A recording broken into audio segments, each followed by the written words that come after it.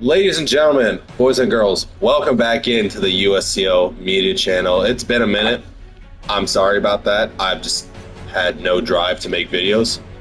Until now, I have a co-host for today's show, Byron, aka 76ers, driver of the number 69 car for Big Bug Racing. Byron, welcome to the show. Hello, excited to be here. Today, he pitched tonight like a video for me. We're just doing like an overall, you call it mid-season report, but we are 2 races away from the playoffs. We're in the home stretch of the regular season. Yeah, basically. I wouldn't call this mid-season, but it's we're counting down to the playoffs. So I'll think about what I'll call it next. So Byron, obviously, only 2 points above the cutoff line. Do you like your chances? I mean, Dover, I don't think is particularly a strong track for you, but obviously Daytona, anything can happen. Yeah, I mean, anything could happen between these 2 races. I could not qualify. Efsol's really good at qualifying, as we see. He always qualifies high, but with Daytona coming up, I don't qualify good at super speedways. We've all seen it since season 2. I'm not good at it. But, anything can happen. It's the USCO. So, yeah. Anyway, since we're talking about this, how's your season been going so far? I'm going to ramble a little bit about this. I think one word to sum it up has just been frustration. Now, yeah. If you take it at face value, I'm 4th or whatever in the points, and statistically, I think this is probably one of my better seasons. Have the most stage wins, but obviously, I feel like victory has eluded me so many times, and it's it's kind of hard for me to measure success because I've already climbed the highest mountain. I've won a championship, so now I expect even more. It feels like, and to not win this year. I still have 2 races to win in the regular season, set me up better for the playoffs, but I feel like I have found every way to lose this year. Bad pit stop, the worst caution ever, winning a race but having it taken away post-race. I think I've found every single way, so it's frustrating, but I can't even back into one like some guys are doing every week, but it's been frustrating, but I know that my experience and my just overall pace should carry me throughout the rest of the season. All right, so now that we're done talking about our seasons, let's talk about everyone else's season. Here is the points. I don't even remember what it looked like the last time I guys saw you. I don't even know when I saw you guys last. I think it was Nashville. Anyway, so we looking at the points here. I have my own opinions. Anything that stands out to you? Any guys that really stand out to you? We'll get to the cut line in a second, but how about someone who's overachieving, underachieving? What are some things that jump out to you in terms of the points right now? As I take a look at these points, I take a look at Austin, who really, I've always seen him in the back of the field. He's always just there. But, he's had a really good season so far, especially compared to his last season, where I don't know if he won a race last season or he did not. If he didn't. But, yeah, he did not. But currently, he has 1 win so far, so he is locked in the playoffs, and even he is really high in the points. So absolutely, he's locked in right now. That's a person that stands out to me, and that could maybe go far in the playoffs. I think the first round of tracks aren't particularly favorable for him, especially with the road course in there. But I would have to agree. A noticeably strong season, even without that Talladega win, he would still be in the playoffs. I think a guy that I want to point out the 1 car of Alex. I mean, when I signed him on beginning of the year, I thought we'd make a great duo. I thought we'd mesh really well because we had driven together before. Unfortunately, it has not worked out. But it seems like ever since he moved back to that 1 car, he has been running very. The thing is, I wouldn't say running very well. I think he was near the bottom of the point standings for the first 6 weeks or so, maybe even longer. But I think he's been very quietly grinding out results because he's now above the cutoff line by 22 points, and I feel like we barely even noticed. He just kind of got there one week, and it's just been slowly Oh climbing. yeah, Really, especially he's really come out of nowhere. especially he had a really good performance at Coda. He's had really good performance at the intermediates too, even if without Coda. He is improving at the intermediates. I mean, at the beginning of the year, when we did that like tier list thing, I had him slotted as championship 4 because I thought maybe he could be a championship threat after what we saw last year. I really regretted my decision early on, but now he has been getting stronger as the regular season winds down. I don't think we'll see him win over the next 2 weeks, but I think it will definitely be a guy to watch. All right, let's get into the fun stuff. Let's talk Cutline Battle now. So Joseph did make a mistake in the points. We thought we is a subjective term, but Queeg, Chase thought they were locked in. They aren't technically locked in. They could get knocked out by a couple of new winners, but say that doesn't happen. We get repeat winners. It's really a points battle between the 4. Alex, Byron, you obviously, Efsul, and CJ. I'll go first on this, and I guess Meso is there. Everyone in the orange has to win or has to have a lot go right for them. I know Cripple's situation. He literally has to dominate these next 2 races. I don't think that's going to happen. Sorry, Cripple. I do love you. But looking at the standings right now, Meso, I think, needs to win. CJ, and I'll talk about the guys below the cut line right now. CJ, just that start to the year, kind of like Alex, it really kind of doomed him. And now he's trying to make up too much too fast. So, I mean, he can make up 12 points in 2 races, especially at Daytona. But I think winning is probably the most clear path for him. So I put him in a must-win situation. And Byron, let's just be real. You know, you're just more of a road course guy, and if we can't get to Watkins Glen the first round, That's gonna hurt me a lot. Exactly, we got to get there first. So I don't know if you can get there because Efsul notoriously pretty good at the short tracks, and Daytona, anything can happen. You ran there second. Are you anymore, sir? That's it.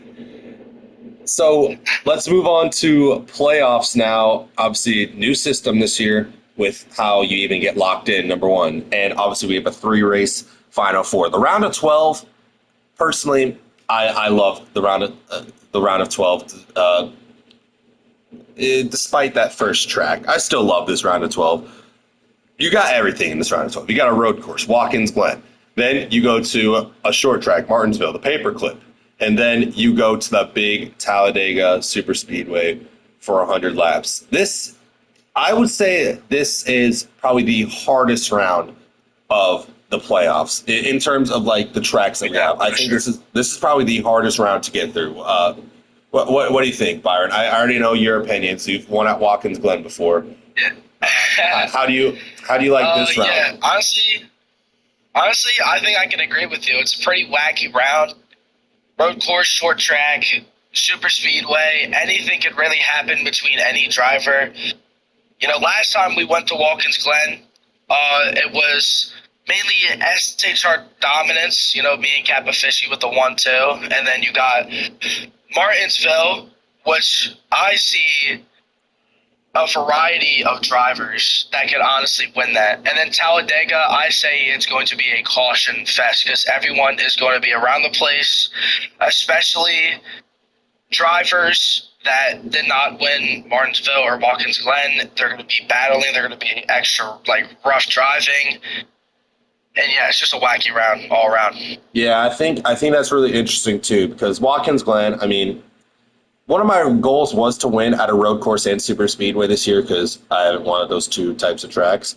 Watkins Glen, I mean, I don't like road courses, but I've been improving at them, so I can stomach that. I feel like I should have won Martinsville earlier this year, so I'm really looking forward to that. And Talladega, I mean, Talladega, I don't think you were there earlier this year, but it went not caution-free, but it was not really a wreck fest because we weren't all crowding the bottom lane because we actually had good setups.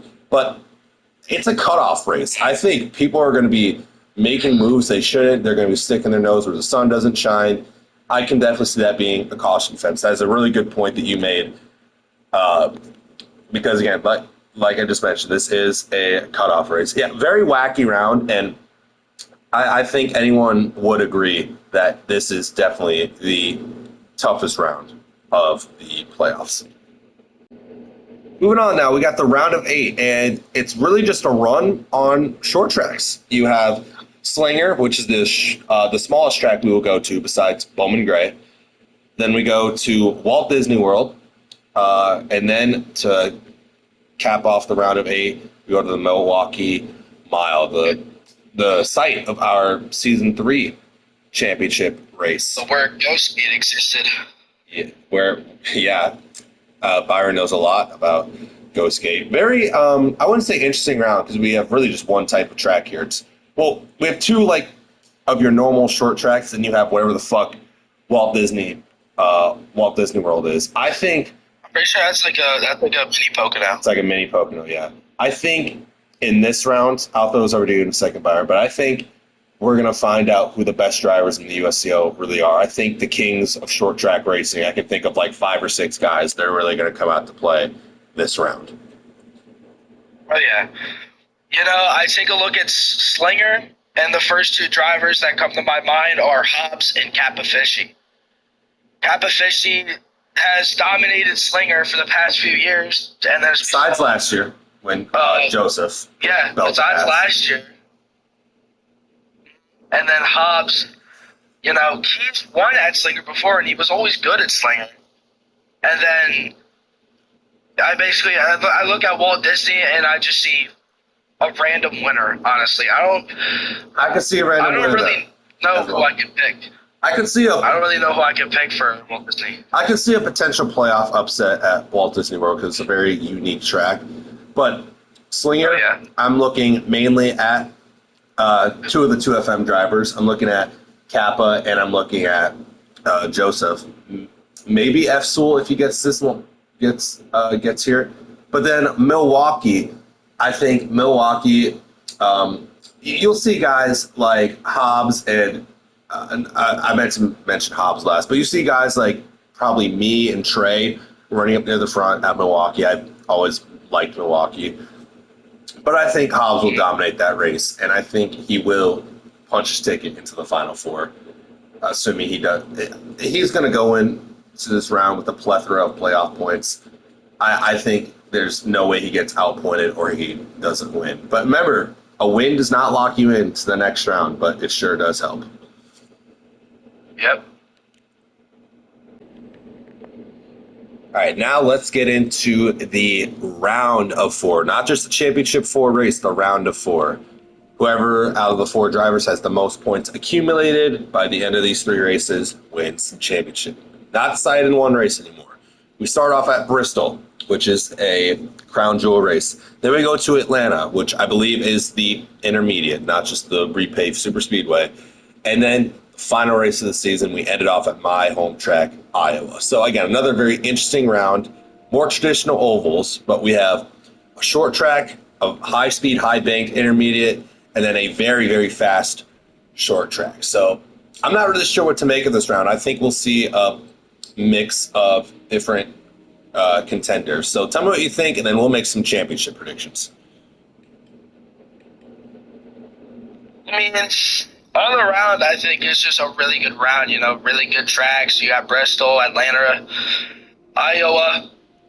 I'm kind of surprised at the way that we have the championship, this format this way, the round of 4, and it makes it more exciting. And that's what the USCO is. The USCO is always exciting. It's full of excitement and a bunch of stuff. I think the round of 4 can go very, very well for a lot of people. I don't know I think it'll be like the same level as excitement, maybe a little bit less, but I think we also crown maybe a more deserving champion because I will say, I mean, obviously I played the card I was dealt I played the hand I was dealt last year, and I won the championship fair and square, but also I benefited from a one race system, quite, obviously. But I think this definitely produces I think the most I wouldn't say a completely legitimate champion because it's still just 3 races, but yeah, I think the champion will have earned it at this point. So briefly make some championship predictions right after I stop this clip, just to make sure. So now, to end off the show, we'll do our championship 4 predictions. We're still way out, like 8 races out from the championship 4 actually starting. But I'm going to choose my championship 4 right now. I think I can easily lock in Hobbs. That 16 car has had so much pace this year, kind of a flip-flop from last year. Last year, he didn't really do much in the regular season. It was down the stretch in the playoffs where he really made his money. And I think he is definitely a playoff riser. He showed it in Season 3 and in Season 4. I like Hobbs in the championship 4 once again. I also think Trey in the 20 car. You can say what you want about his wins. He has 5 wins this year if you count that one in the 23 car. That didn't count. He has been fast almost everywhere. And you could say that he's backed into some of these wins, but he knows how to win. And I think that is a skill that trumps basically everything. And honestly, while I'm at it, I think I can lock in the 23 car of Joseph making it in as well.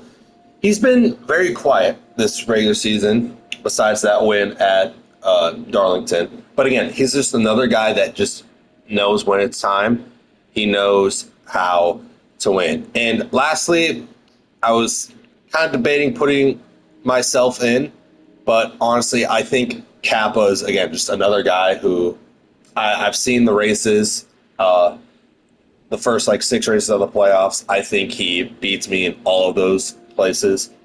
And in terms of the champion, I think this is Hobbs' year to lose it. I think he goes not back-to-back, but he will be crowned a 2-time champion, and I think Joseph, once again, misses out on his championship. What do you think, Byron? Yeah, I think, I mostly agree with that list. I can definitely lock in Hobbs. He's good everywhere. I could see also Trey. It hurts for me to say that because I hate Trey. But, his strategy is really good, and that's a big part of racing. You need good strategy. He's had good strategy in mostly all of his wins, but he is still a really fast driver. That's been a big part of just Toyota as a whole, just their race strategy. I think that's what's made Toyota strong the last couple of weeks and mid-season to now. I also could see Kappa. He has 1 win, I believe, so far. He has 1 win at Daytona, but he has been consistent. He's at 279 points, he's really consistent. He runs up front all the time. And honestly, I think I'm going to get clowned for this a lot. I see Joseph missing the championship 4, and I see Crowdy being in the championship. Crowdy. Wow.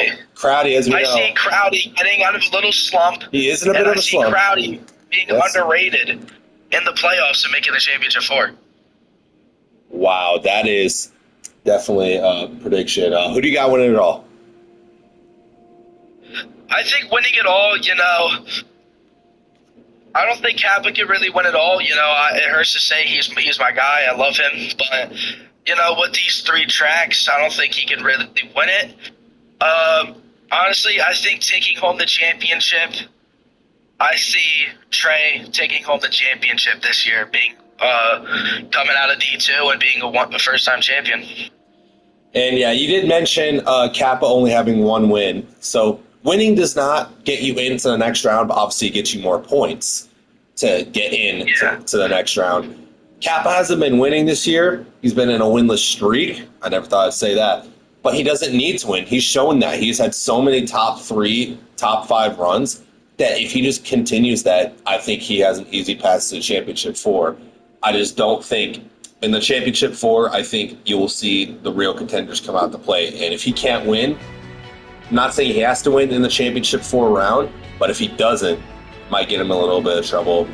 And Trey, as you said, winning your championship, this success that he's had lately, can he keep it up? Can he keep up these late race strategies, these long green flag runs? Can he keep up these types of calls? We'll have to see how it shakes out. So these last 2 races going to be really important. We go to Dover this week. and then Daytona next week. It's going to be really exciting. The most intriguing points battle I think we've ever had here in the USCL. So I'm Mason with Byron, signing off. It's a long one. We'll see you soon, USCL. Yep.